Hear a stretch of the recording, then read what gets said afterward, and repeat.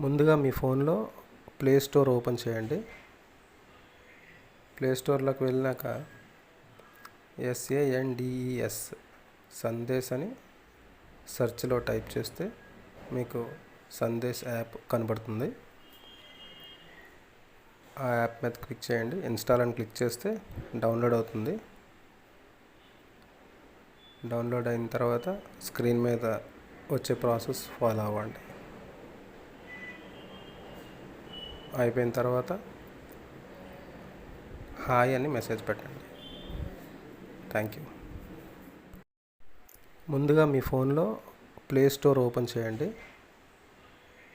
Play స్టోర్లోకి వెళ్ళాక SANDES Sandesh అని సెర్చ్లో type చేస్తే మీకు సందేశ్ యాప్ కనబడుతుంది. ఆ యాప్ మీద క్లిక్